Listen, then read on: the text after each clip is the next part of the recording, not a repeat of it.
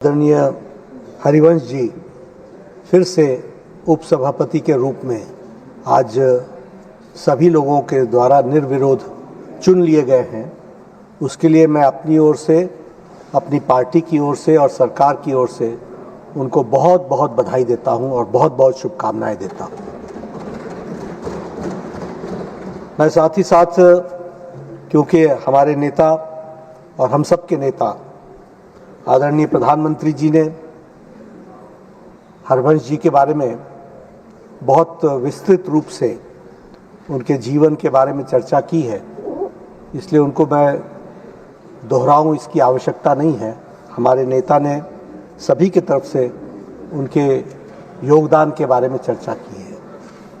आज खुशी की बात यह है कि चुनाव निर्विरोध हुआ, सभी लोगों का साथ मिला और अभी जब सब नेता, सभी पार्टी के नेता उनके बारे में चर्चा कर रहे थे तो निश्चित रूप से हरिवंश जी के बहुआयामी जो व्यक्तित्व है वह निखर करके हम सब के सामने आया है और सब लोगों ने उनके बारे में बहुत सी विशेष बातें हम सब के सामने रखी हैं।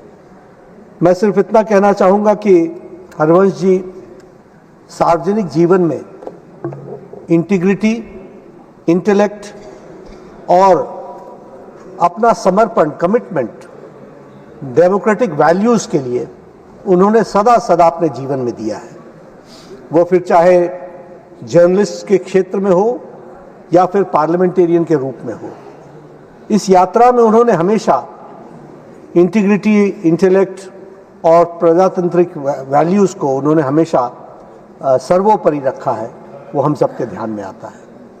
जो डिस्कोर्स उन्होंने पब्लिक के बीच में एज ए जर्नलिस्ट रखी है, जो नरेटिव उन्होंने जनता के सामने रखा, उसकी भी अगर हम चर्चा करें तो हम पाएंगे कि उन्होंने आइडियोलॉजी, विचार और विचार के साथ साथ क्लैरिटी और क्लैरिटी के साथ साथ समन्वय, ये तीनों चीज़ों का मिश्रण हमको उनके लेखों में भी देखने को मिला और उनकी जो ये जर्नलिस्ट या से लेकर के संसदीय प्रणाली में कार्य करने का जो संसद में उनके जीवन की यात्रा रही है, उसमें हम सब लोगों को देखने का ये मौका मिला है।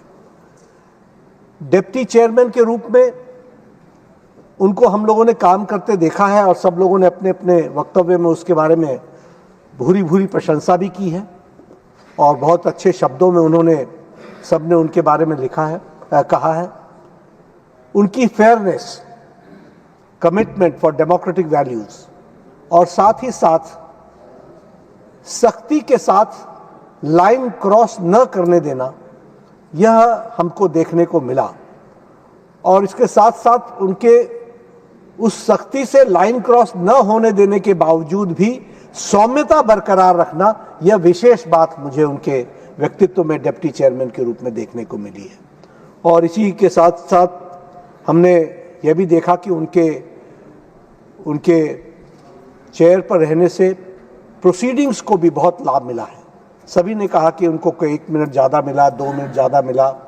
ये बताता है कि ऑन दी होल किस तरीके से वह जो डेमोक्रेटिक प्रोसीजर्स है उसको और डिबेट को उत्तम कोटि का डिबेट बनने में वह लाभकारी साबित होता है। ये हम सब ने देखा है।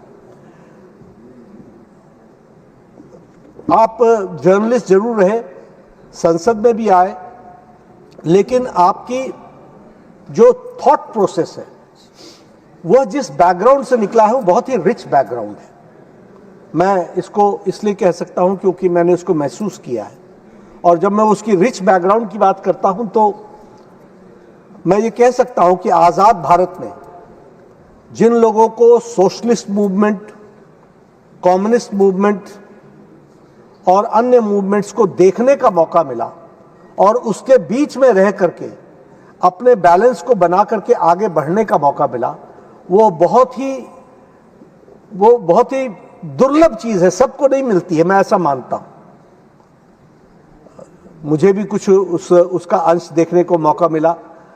आपका सिर्फ जयप्रकाश नारायण के गांव से ही संबंध नहीं था, जयप्रकाश नारायण जी के जीवन से बहुत बड़ा संबंध था।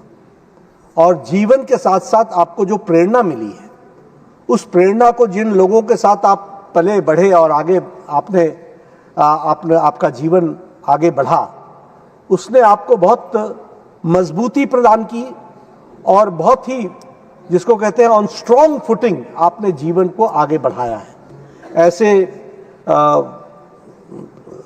जिसको हम कहेंगे कि एक अच्छी बैकग्राउंड के साथ बनारस हिंदू यूनिवर्सिटी की प्रोडक्ट के रूप में आपने जो उस समय के आंदोलन और उस समय की चीज़ों को देखा है, समझा है और उसको जिया है, उससे आपका जो रिच बैकग्राउंड बना है उसको आपने अपने जीवन में उतारा है।